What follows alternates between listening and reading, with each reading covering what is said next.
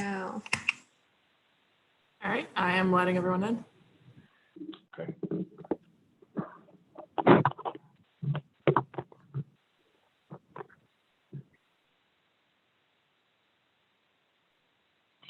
Good afternoon, everybody. Thank you for being here again. So today, we're going to get started right away. Those who are able to join us as we go, we'll keep letting in the out of the waiting room and in.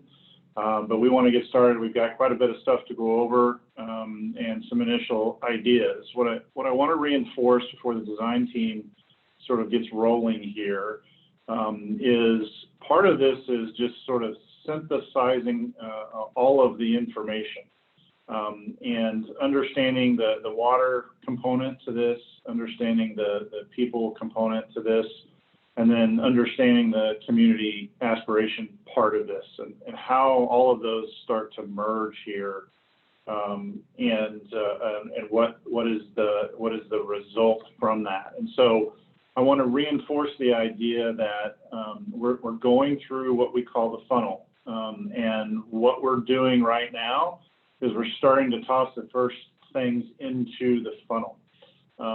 And so we're gonna go over some conceptual diagramming, and then we're gonna go to some little bit more idea generation, and then we want to get your feedback. What we're going to ask you to do today, which is a little bit different than how we've normally been doing it, we are going to utilize Conveo for commenting. So for those of you who are with us with the visioning sessions, you'll remember Conveo is the one board that we have that allows you to look at something and add comments directly to it as everybody else is adding things in real time.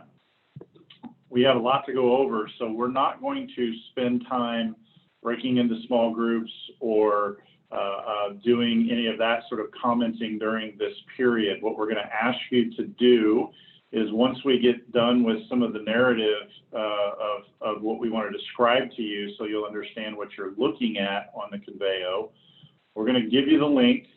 And then we're going to ask you to post that up. What I'd like to do, hopefully, is get done here, 15, 20 minutes early so that you can get that time back to review the Conveo and start posting your comments. We'll take those comments and see how they interact with the thoughts and ideas of where we're at and continue to inform the concept process. We're going to focus right now on this first one on the Jordan Creek project itself, and then you'll see us go through this again in 2 weeks when we have the live sessions again after the open house for the founders and the mix site as well. Okay, so with that, I'm going to let's see here. Just a recap of what we've done today. We had Open Studio today, so folks were able to come in and give us comments, ask questions if they weren't able to attend any of the other sessions. That worked out well. We had a split screen of Hannah was available for all questions, and we had a split screen of the team that was working on the Charrette itself, so that worked out very well. Remember, those Open Studio times are kind of your time if you want to get in and have a focused conversation. We also had focus groups from the economic team and the water and environment teams so that we could focus in a little bit on how those two factors sort of work together ultimately with creating the urban amenity that we've all talked about and some of the heavy lifting that has to be done to accommodate all of those things. And then just one reminder that all recordings of the focus groups, as well as all of the sessions we've had, are available on the Charrette Hub. And we update that stuff every day after we complete the day, just like this recording will go up at the end of the day as well. Okay, so with that, I'm going to turn it over to Cody. He's going to sort of start walking you through the idea creation stuff that the team's been working on. and then we'll get you on your way to start giving us comments on Conveo. And again, we wanted to make sure we had the time to sort of talk through and give you a narrative of what you're looking at. We think that's valuable here. Before you start, we asked you to start commenting. So take it away, Cody. Thank you. So with that, again, I just want to say thank you again for everyone for taking time out of their day on a beautiful sunny afternoon, Royals opening day. And then also say thank you for all of the effort that we've put in this week.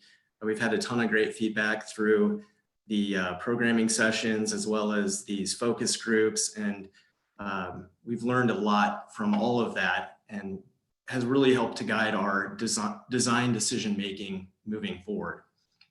Next slide, please.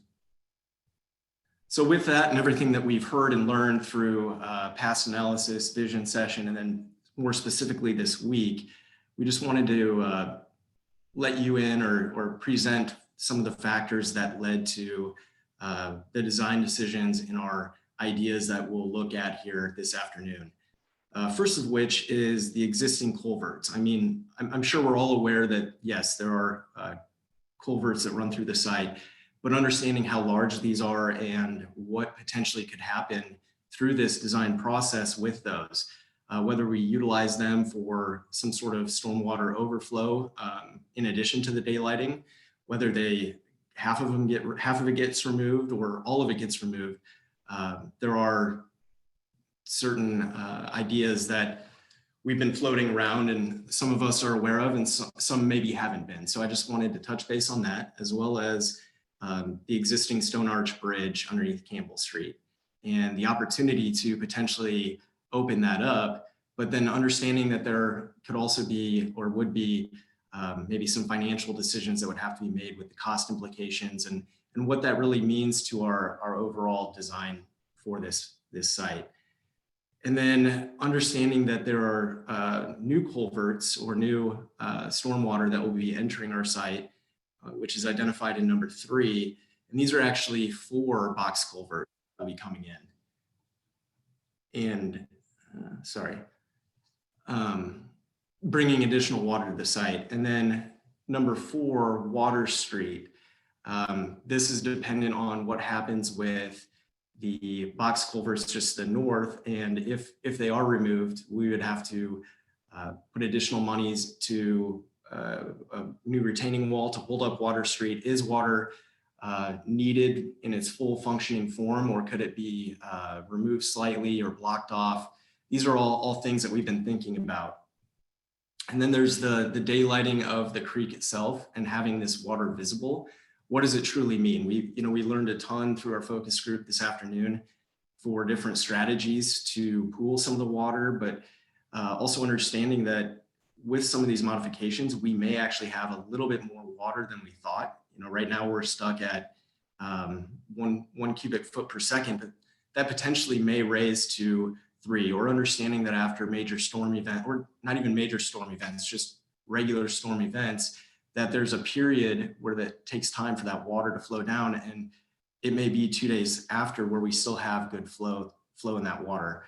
So then with that, it's also outlined in the yellow is the margin area and understanding what happens in that margin zone along the exposed water and how people can potentially get down and interact physically with the water, or is there an overlook or a cantilevered element that you can stand on and watch the water either pool or trickle by? Or these are all things that we've been thinking about on how to enhance and really make this place great. And then number 6, also understanding that we need to design for a 100-year flood, but we don't want to over-engineer this particular Renew Jordan Creek site, knowing that there's other engineering projects with Meeks and further upstream, that if we over-design this, it's kind of a waste of money. So understanding what that happy medium is. Oh, and then I labeled 6 again down below, the old utility site, knowing that has some potential pollutants in the soil, and how does that hinder us for development and moving forward, what can we actually do with that space? So these are all of the things that led us to come up and create our 6 ideas that we'll be presenting today. Hey, Cody, just for a clarification, that area that's labeled as brownfield, it has been cleaned up and capped. So I didn't want everybody to think that we've got stuff on the surface. Correct. That's a great clarification. Just wanted to clear it up. But understanding if we develop on it or disturb it, there could be some potential limitations. Yep. And then also from today, we had a really great focus session that Eric Shelton led, and we had a good discussion on water and what it means. So this was a section that we sketched up over what was presented today that shows a design scenario and what volume of water do we need to design for a 25-year flood line. So whether it's a 40 or 45 foot distance, that volume is the distance as well as the height. So by manipulating, either by going down, we can make that 45 foot, 50 foot, whatever that width is of that flood line, we can move it and manipulate it slightly. So, keeping in mind how we want as the designers and then the community to relate and interact with the water, this just gave us a better understanding moving forward. So from that, in our discussions and designing today and yesterday, we realized that there were really 3 big ideas that transpired from this. And the first of which is the culvert box and what it means to remove or manipulate it. And number one, what happens when we remove it? There are ripple effects, like I said, having to spend money to build a new retaining wall potentially. There's also the opportunity to potentially just remove a section of the box culvert, keep a little bit of it, use it as a potential structure to help support Water Street, but remove it west of Patton Street or Patton Alley.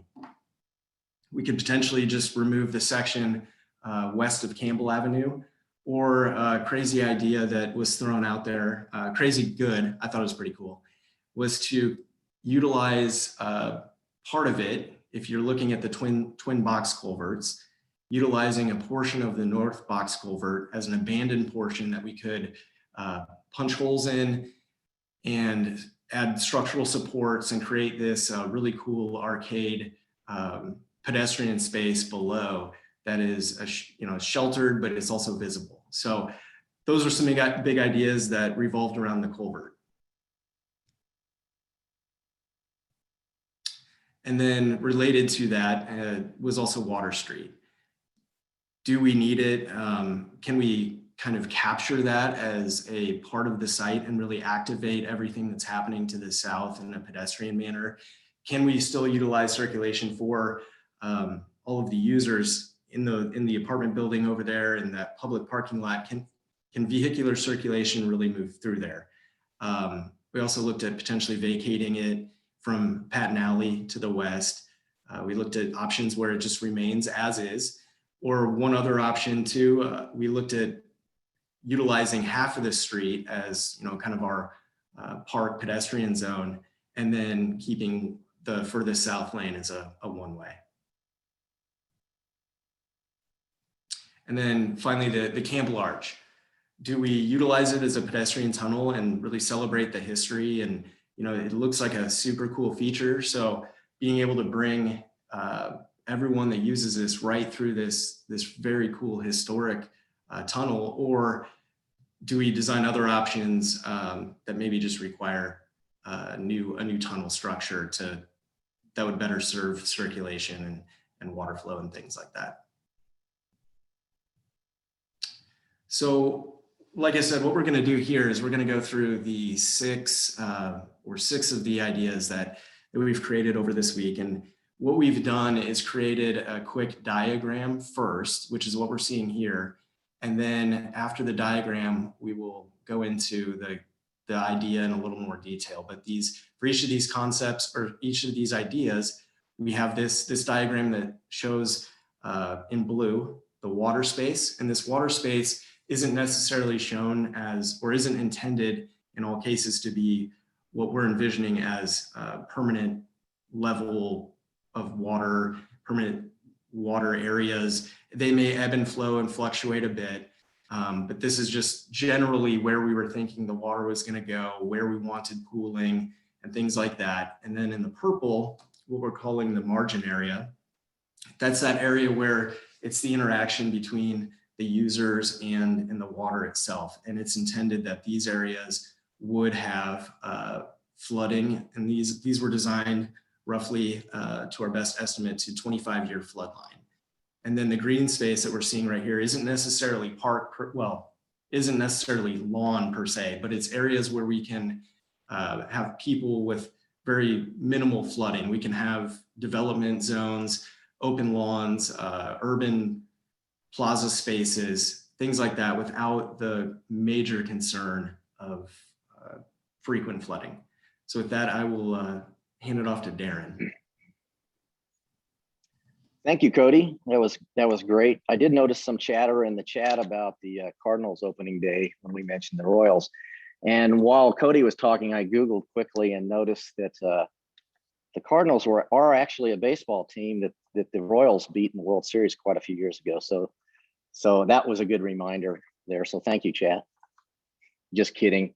We respect our partners. I'm killing all of this right now. I'm killing it. We're done. No more. Yeah. No more. Yeah. So that's over. So anyway, good fun from there. I would mention that as we go through these, that part of our job as designers in the design team is to throw out ideas here and put them out. Some of them might be what you would deem as bad. We want to know that. And some of them will be what you deem as good. We certainly want to know about that. So we don't take anything personally. What we're doing here is putting those ideas out to try to verify if that will stick and something we need to keep working through as we move forward, or if we should just push it off the side and forget about that and worry and start thinking about the ones that you're liking. So that's always the first thing that we always do with these. And then also today's effort the last day or so has been trying to not get all the programming elements in there that you've been putting and giving to us. We're mostly manipulating space now and trying to create land massing diagrams and ideas that you'll see in these next six plans. See how that green and the purple and the blue all kind of shape and reshape themselves on the site that might be beneficial. So getting on with that now, if we move in this first sheet that you're going to see, or the first idea plan, this one, I still want to stay on that diagram. Here we go. If you can go back, there we go. So you'll notice on this one on the east side, we're calling this the big scoop. And this one has a very large piece of the site is taken up by purple and blue. And what that means, or what that's going to show in the plan as we go to it, is that we're effectively, it's a big broad excavation on this one. So a lot of the activity is going to be below the street. So we're getting people down into the space because the intention on this one is to try to keep some of that water level there permanently. So we're going to do a lot. This one will require a lot of excavation for that. It also would create the most storage of any of these plans. Then the west side, we're calling the big development there. You can see a lot of green on that side. We're going to be showing a lot of different mixed uses, things in that. The purple and blue is still fairly significant. We're removing the box culvert on this one for the whole site, even for the west. And then you'll see a mixture of either parking or meadows as we move forward on this one. So now we can go to the next slide. So then when we take that diagram or that idea and try to put a little bit more reality to it so you can understand what we're trying to do on the east side, then you can see this big blue through there that's trying to put that elevation of the water, the surface elevation, below the bottom elevation of the existing culvert and the water that's coming in to us on the site, so that we can try to inundate this site a little bit, have water that stays down there. But when we do that, it also, again, makes the site, we got to get down there. So through ramps or stairs, we get down to this big scoop area. So in that area, then we're also showing that we would have the marsh area in the middle, that kind of light green circular oval shape in the middle. And then we have some lawn area, just flexible down there for that. And then some other just flexible spaces. But most of the people spaces, most of the interactivity and everything, again, on this one is down primarily below the street level. And we have to work our way down from each of these four corners and then from the buildings across the street. Then when you go west, on the west side of the site, this one is showing a couple of things. We are taking advantage of, since the box culvert is gone, and we've vacated Water Street on this one, we are now going to have connection to that Campbell Arch going under there. So the water will actually, when it gets up above that pool elevation and we start getting that flooding in that 25-year flood event, it will go under that, it'll go through that arch, getting over into the west side of the site and filling that up. So it's mostly pedestrian when it's just a trickle. When it's really raining, it's not such a great pedestrian place to be. So over on the west side, then we're just showing as an idea on this one, using a lot of multifamily housing, mixed use types of uses through there up on the higher part of the site. Digging in there, opening up this streamway since the culvert's gone, trying to take advantage of that amenity. And then up on the brownfield area to the south that goes up that slope, we are showing on this particular one some parking that might be added back to this whole area up in that area. And then the next plan will be Taylor. Hi, everybody. So as you can see on this one, it's a little bit different from Darren's. This almost mimics kind of how Cody had shown that section where we do a little bit more of a narrow stream and keep the whole culvert and don't knock any of that out, and then also keep Water Street. So keeping the margin around that stream a little bit more condensed, and then utilizing the space between Mill and the stream for people room or people space. And I'll describe this text on the next one if you want to go to the next slide, Taylor. So I'll start on the east side. So this is actually going to be a box hugger. So this is keeping the whole culvert, like I said before. And so you're minimizing the channel directly against the box. And this would require at Campbell to have a new tunnel created so that water can flow through there, because the culvert is just going to be used for any overflow. And then you'll maximize the site area between Mill Street and the stream. And then you'll develop at street level, but then like that section had shown, you can either do the river walk down by the stream, and we'll just have to figure out kind of ways to make that connection so it's accessible for everybody. Or you can bring that up with the rest of that civic space or the flexible lawn area and kind of have it just be more of an overlook. And then this one, like I said before, doesn't remove any of water space. So that'll just be for street improvements if needed. And then if we go to the west side, this is a minimum development. So it's going to be more for mixed use spaces or some of those vendor or retail flexible units or dining and drink areas. And then that with the development could either provide below grade parking, or you see on both sides, there's on grade or first floor parking there. And then that'll help with any of the removal from previous areas of parking. So then you've got some area for both sides of the street or both sides of Campbell there. And then on that brownfield area, putting more of an adventure play and then a scenic trail area so that that's kind of not as heavily developed. And then that provides kind of that more natural feel to the urban space, and then providing some play equipment and different activities for different types or different age groups.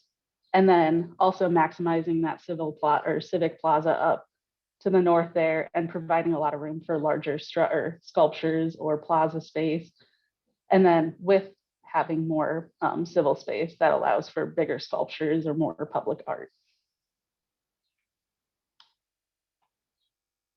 And I think next one is Cody. I'm back. All right, well, so for this idea, when we're looking at the east side, well, holistically, when we're looking at this, a lot less water than the first one we saw. And this is more of a trickling effect. And what we're calling this on the east side is the middle meanderer. And it's opening up a little bit of breathing room to the south along Water Street and focusing on the north at Mill, and really envisioning both a visual and physical connection between those two, where everything else is, or dealing with the water is down below, and really minimal opportunities, but very intentional opportunities to be able to get down and interact with the water. And then on the west side, we are calling this the small development footprint, where it's more leisure activities, play, things like that.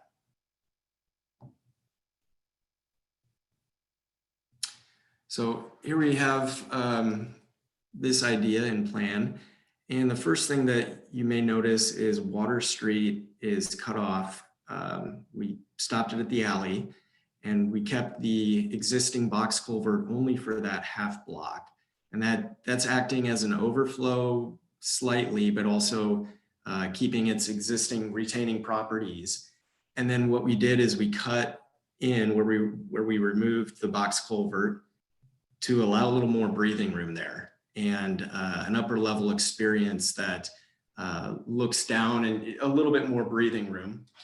As you go to Boonville, over on the right, we've got the areas where the two culverts come out, exit down into this space. There's iconic sculpture opportunity right there at Boonville and Mill. And then as you progress to the west slightly, there's an opportunity on this elevated platform. Well, sorry, it's not elevated. It's at the same grade as Mill, but elevated above all of our naturalized water areas below, and really creating what we were talking about, the back porch. This is kind of like maybe your 3-season porch, where you can have, with these kind of walled elevated areas, a place where alcohol may be able to be served, or it's a restaurant where you can partition off an area and you can have nice evening drinks and look out over this cool space. And then having these boardwalks connect at multiple different levels. So we've got some that directly connect from the south to the north to that outdoor dining area, and then there's some lower ones once you make it and meander down and interact at, again, those intentional few little spots. As we move to the west there, still on the east side, but we've got a nice green, flexible space, little art plaza, just areas that can more easily relate and react to idea commons, and a place for students to use and hang out on the green and do their homework and just use technology. And then we kind of mirror that a little bit over on the west half, where there's a civic space that talks to and relates to what's going on the east, but this is more sports oriented as we kind of progress further over. So we've got a sports lawn where we may have, yoga, or it's just Frisbee, hanging out and tossing a Frisbee around. Introduced a little butterfly garden to the left of that, and then thought about the idea of the connection to West Meadows and the trail system that's happening to the west.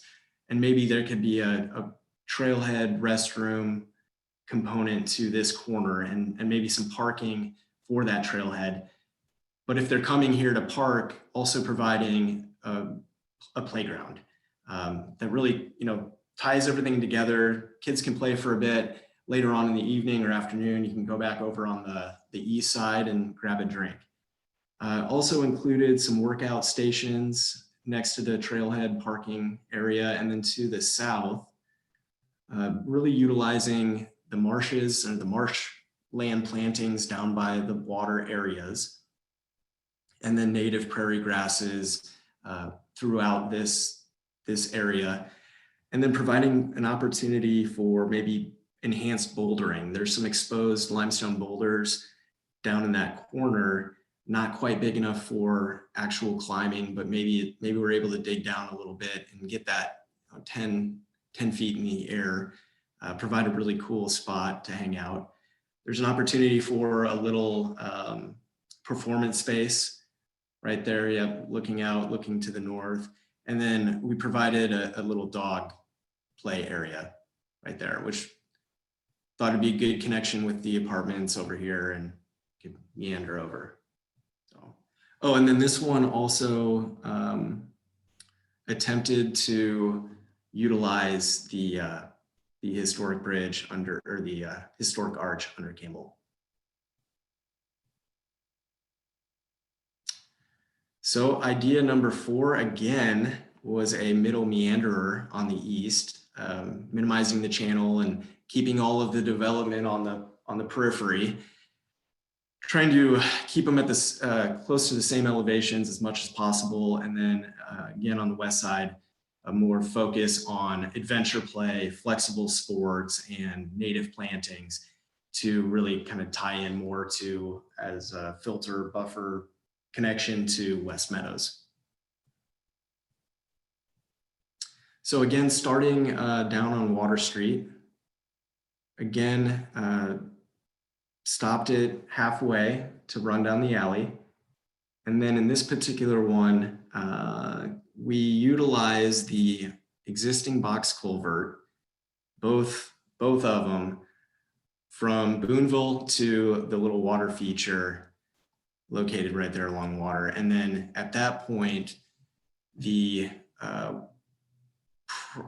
southernmost box culvert would still remain in operation. The northernmost one would be blocked off and would actually daylight right at that location, providing this really cool pedestrian space on the lower level that would provide shade. It'd be open so you can see in. We just have to provide some structural supports, but just creating this really cool space down there. From that water feature, again, that little overlook, yeah, we were envisioning the opportunity for a cool water feature that's self-contained. So it looks like maybe water's cascading down the sides. You're able to cross right over, make it down to the development area to the north. Yeah. So again, there's an opportunity to have some sort of retail or restaurant or something right here with a cool little sculpture garden right in the middle. And then we've got these little stepping stone jagged areas that lounge on at different levels all the way down to get at key locations to the water area, but really intended to be more viewed from the perimeter of this, looking back in. And then moving to the west, another opportunity for a great iconic feature with that little star right there. That then ties into, over on the west side, this urban plaza. And it can have art, it would have shade, both built structures. It's a place, it's gonna be the place to go if you wanna have a get together, a discussion, whatever wants to happen at that specific day or point in time. And then to the left or to the west, a flexible lawn with additional lawns on either side. And then moving over to the west again, instead of a trailhead, it would be a restroom combined with a coffee shop or something of that nature. Maybe it's just a pop-up, but an area where you could utilize that to get a nice refreshment and then peruse down to what we're calling adventure play, which we think would be a really cool opportunity here on this west side. we've actually kept the box culvert and reutilized it again. So we haven't manipulated the grades much on that upper level, so it still sits a little bit higher.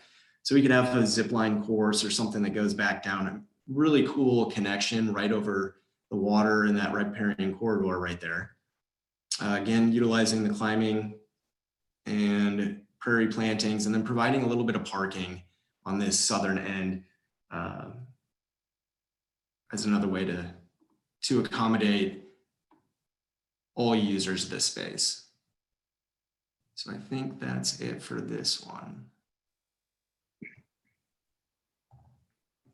Thank you, Cody. That was awesome. There's some great stuff going in on those plans for sure.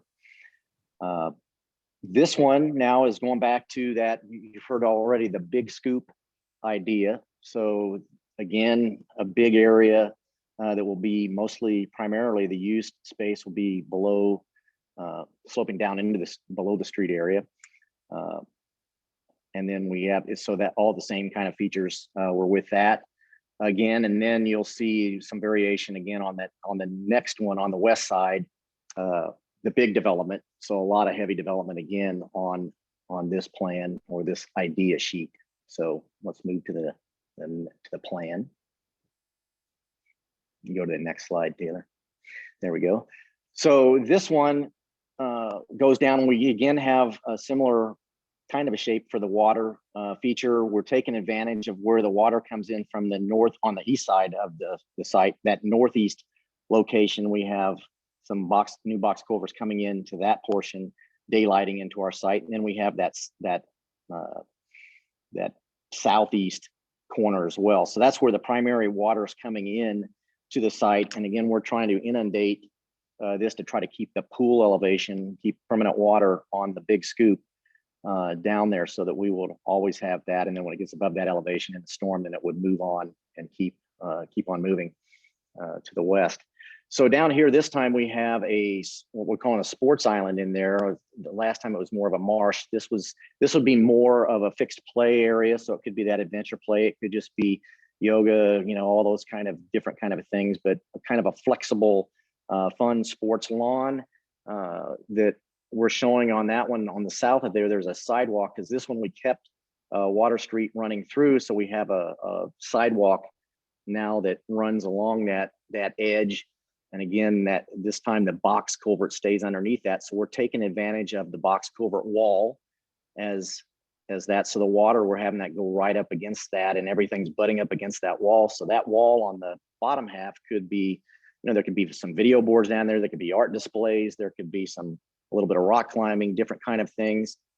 And on this one, we're showing kind of a fun way to get from Water Street sidewalk, which is about 6, 7, 8 feet above the park at that point, getting on some kind of a slide and taking a couple of terrifying little slide rides down to that sports park. It's just a fun way to get down in there from that side.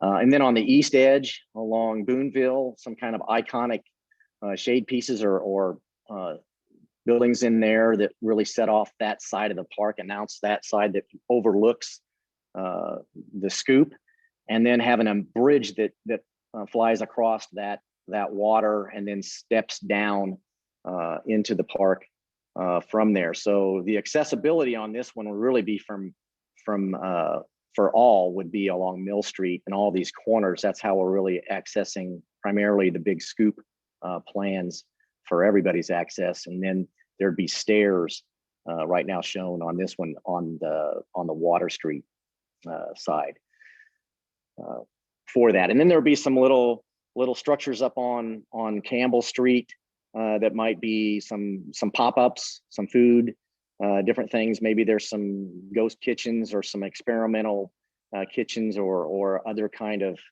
retail, little crafts or whatever that you might move people in and out of there that can take advantage of small business people trying to make their way, but move those people in and out. So it's always fresh for that. Having a couple of overlooks again on Water Street looking down into this. Then as we move west again, this time there's just a different variation of how mixed use multifamily would work in here along that northern half. There would be some marginal areas up in that lawn to the west and that big art piece, so that we can take advantage of some volume again for water. Iconic art pieces at the corners and where we enter, and then taking advantage. All these plans really, we've been showing some redevelopment, some revitalization on the north side of Mill Street. So trying to look ahead of maybe how you would craft the openings or different plazas or storefronts or whatever up there that at some point in time we want to kind of plan, the urban fabric of that street. And then that water on this one, the box culvert has been removed on the west side. It remained on the east side, but on this side we've exposed it, or got rid of it, and then made a bigger water feature stream, and then let some of that volume go up into the lawn again. And then finally, on the south side of that area, that cleaned up site, that one just be more of a meadow kind of experience, a naturalized experience where there's a lot of trails, a lot of wildflowers, butterfly gardens, those kind of things. Maybe an iconic piece of sculpture or some kind of, again, a shelter that would maybe have great, would be kind of also a good sight line from the development to the north, something that felt like part of their property as well. This one, I don't believe, this one did not use the Campbell Arch to get under there. So if we were going to have access pedestrian wise under Campbell, it would need to be a new tunnel for that. I think that's really it for that one.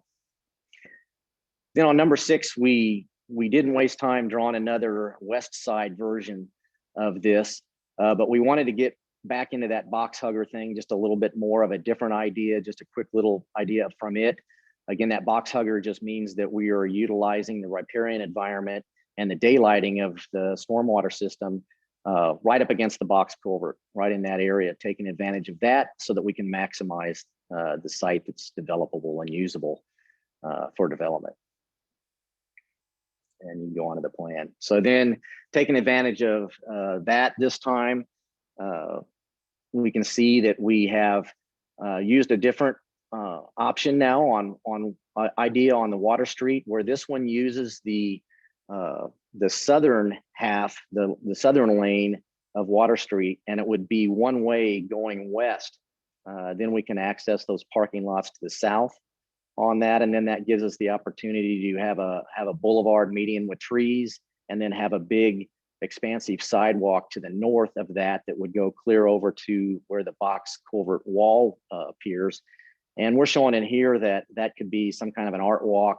Maybe they're permanent installations, maybe they're things that come in and they, people can change that up, make that fresh. So it might be some kind of a traveling display that could be put in there, or different kind of art shows, things along there. And it's also provides a great overlook into the park, or really across, because what we're doing, again, we're really digging this ditch or this riparian environment pretty deep down in there. It's a pretty good sized crevice, and this one's suggesting that we would have a bridge in that from that Water Street sidewalk over across to the park for some fun, a different way to get across there and provide a nice bridge and those nice views down through there.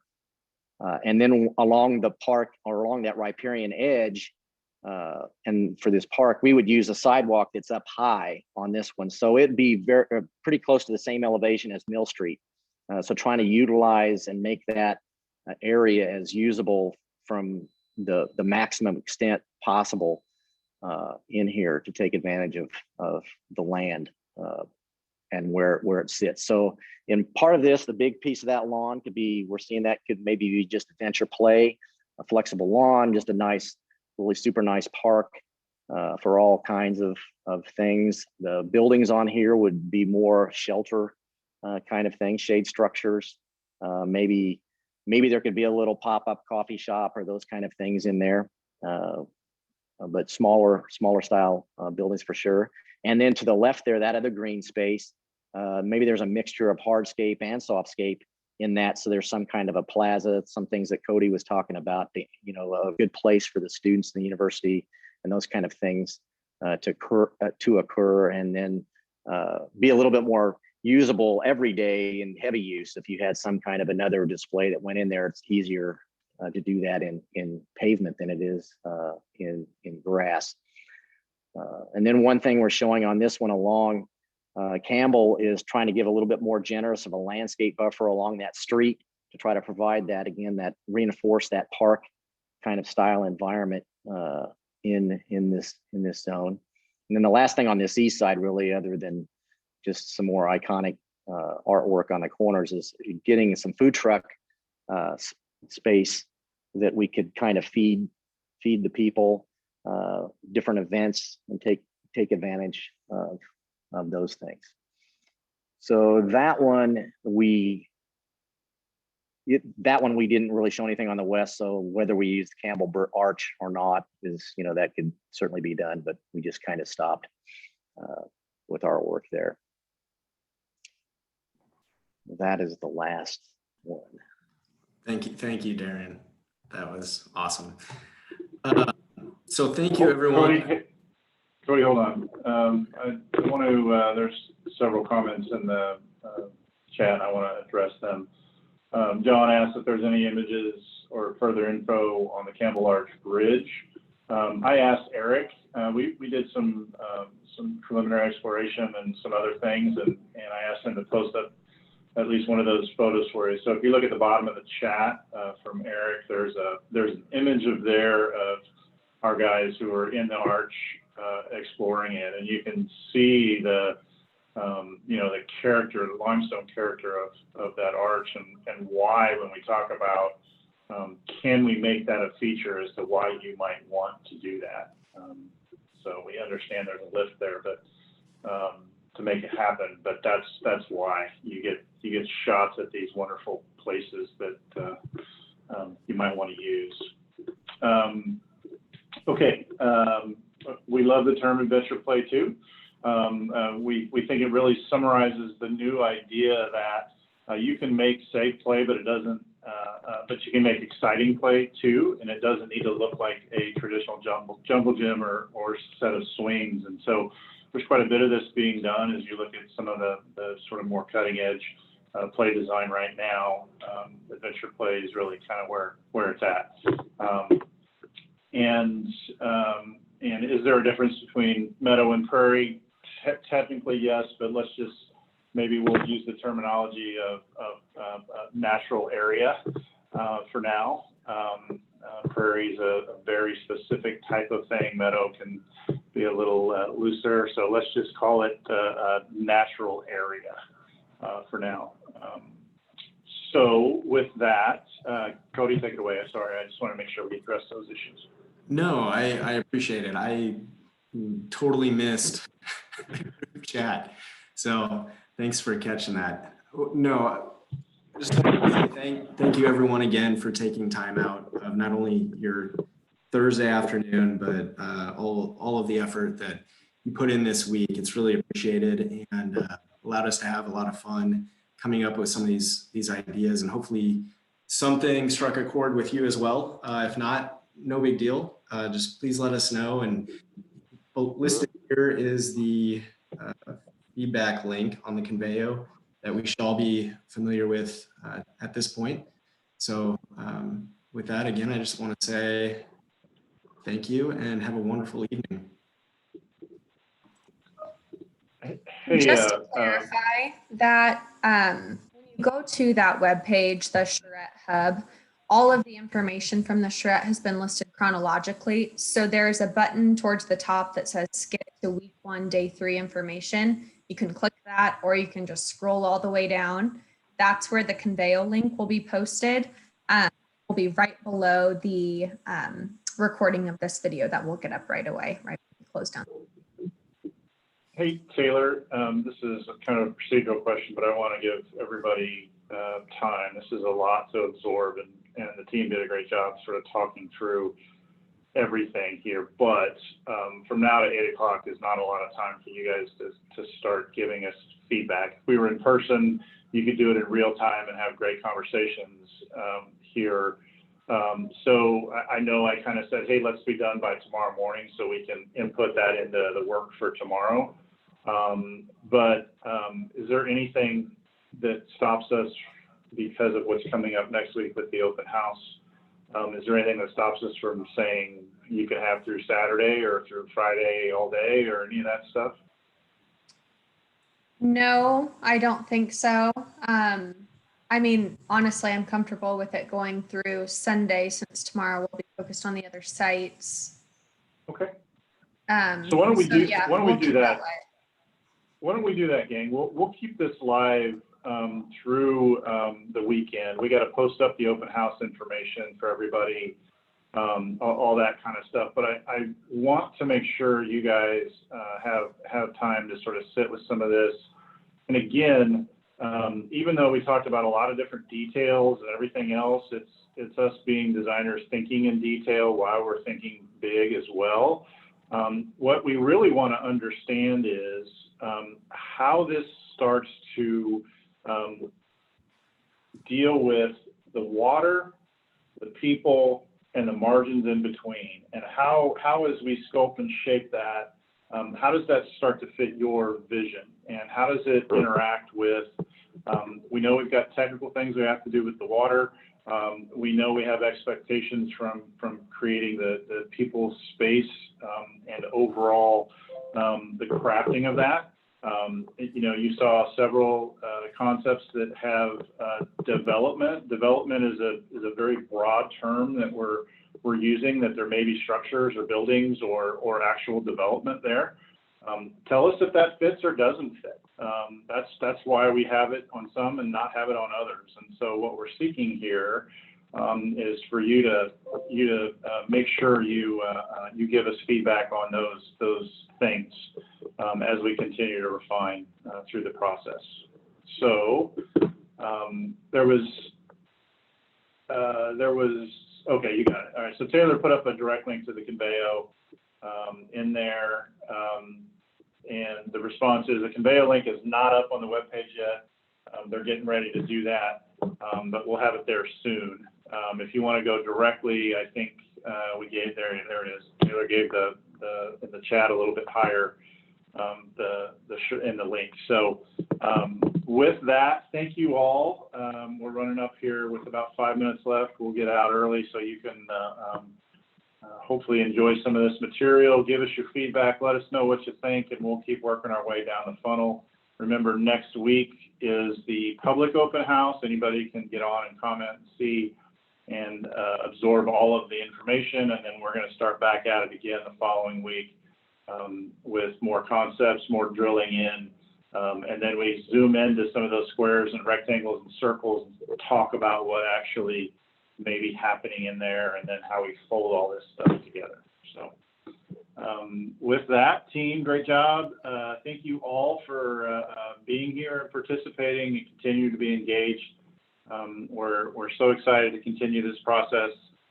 Let us know if you have any comments. Look for the Open Studios to drop in and let us know what you think, and we'll keep moving forward. Thanks, everybody. We'll talk to you later.